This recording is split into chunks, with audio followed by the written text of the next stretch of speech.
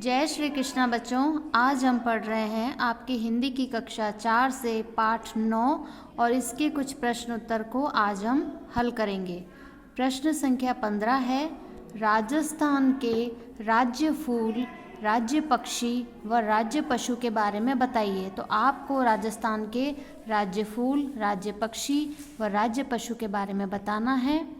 आपका राज्य फूल, इसका उत्तर है राज्य फूल। तो आपका राजस्थान का राज्य फूल कौन सा है? रोहिड़ा। क्या है? रोहिड़ा। आपके राजस्थान का राज्य फूल रोहिड़ा। राज्य पक्षी यानी राजस्थान का राज्य पक्षी कौन सा है? तो हम कहेंगे कि हमारे राजस्थान का राज्य पक्षी कौन सा है? गोडावन। यह है गोडावन, हमारे राजस्थान का राज्य पक्षी है। फिर कहेंगे राज्य पशु। राज्य पशु कौन सा है? तो हमारे राजस्थान का राज्य पशु है चिंकारा ऊंट। तो इस तरह आपको ये याद करना है कि हमारे राजस्थान का राज्य फूल, राज्य पक्षी और राज्य पशु कौन सा है? रोहिड़ा, गोडावन और चिंकारा व ऊंट। प्रश्न संख्या 16, कवि ने खेजड़ी की सहनशीलता के बारे में क्या कहा है? कवि ने खेजड़ी की सहनशीलता मतलब उसके अंदर कितनी सहनशीलता है उसके बारे में क्या कहा है? तो इसका उत्तर है, कवि ने कहा है कि खेजड़ी इतनी सहनशील है कि तपते मरुस्थल में अकेली खड़ी रहती है, सर्दी, गर्मी और लू के थपेड़े सहकर भी उफ तक नहीं कहती। तो कवि ने खेजड़ी की सहनशीलता के बारे में क्या बताया है?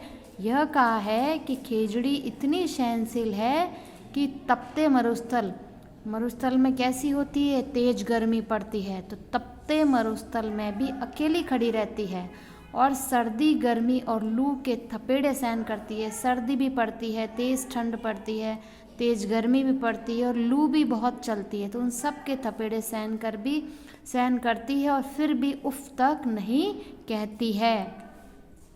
प्रश्न संख्या 17 है, कवि को खेजड़ी के संबंध में क्या आश्चर्य होता है? कवि को खेजड़ी के संबंध में क्या आश्चर्य होता है? तो इसका उत्तर है, कवि को आश्चर्य होता है कि खेजड़ी इन रेतीले धोरों में कैसे जीवित रहती है और इस रेत में क्या और कैसे खाती पीती है। तो कवि को खेजड़ी के संबंध में यह आश्चर्य होता है कि खेजड़ी का जो वृक्ष है वो इन रेतीले धोरों में कैसे जीवित रहता है, मतलब कैसे वो जीवित रहती है। क्योंकि अगर हमें अच्छे से पानी नहीं मिलेगा तो हम जीवित नहीं रह सकते, और रेतीले धोरों में तो पानी का अभाव होता है, पानी नहीं मिलता है, फिर भी ऐसे रेतीले धोरों में कैसे जीवित रहती है और इस रेत में क्या और कैसे खाती पीती है, क्या खाती है, कैसे खाती पीती है। प्रश्न संख्या 18 है, कवि ने खेजड़ी की छाया को धन्य क्यों कहा है? कवि ने खेजड़ी की छाया को धन्य क्यों कहा है? इसका उत्तर है, कवि ने कहा है कि तपते रेगिस्तान में जहाँ दूर दूर तक न पानी है और न कोई अन्य वृक्ष, वहीं खेजड़ी सभी पक्षियों, जानवरों और राहगीरों को छाया देकर शीतलता प्रदान करती है। कवि ने इसलिए ही खेजड़ी की छाया को धन्य कहा है।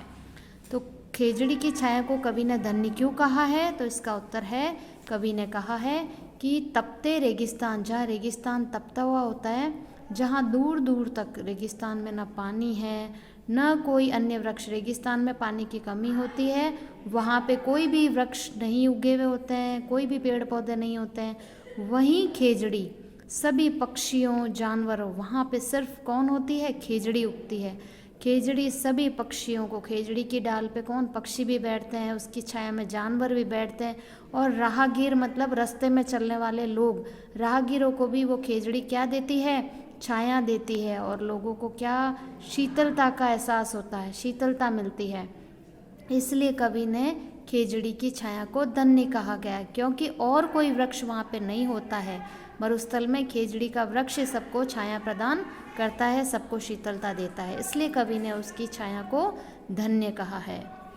प्रश्न संख्या 19 है, खेजड़ी वृक्ष का परिचय दीजिए। तो खेजड़ी वृक्ष को सन 1983 में राजस्थान का राज्य वृक्ष घोषित किया गया था। खेजड़ी का पेड़ है ना, इसको सन 1983 में राजस्थान का राज्य वृक्ष घोषित किया गया था और इसे रेगिस्तान का कल्प वृक्ष, जाटी और शमी भी कहा जाता है। जो ये खेजड़ी का पेड़ है इसके और भी नाम है, इसको कल्प वृक्ष भी कहते हैं, इसको जाटी भी कहते हैं और इसको शमी भी कहते हैं। ये सब खेजड़ी के वृक्ष के नाम हैं। यह राजस्थान के पश्चिमी इलाके में अधिक पाया जाता है। जो हमारा राजस्थान का पश्चिमी इलाका है वहाँ पर ये खेजड़ी का वृक्ष ज़्यादातर पाया जाता है।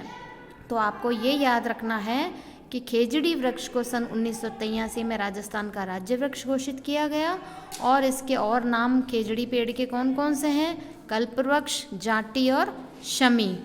और यह राजस्थान के पश्चिमी इलाके में अधिक पाया जाता है।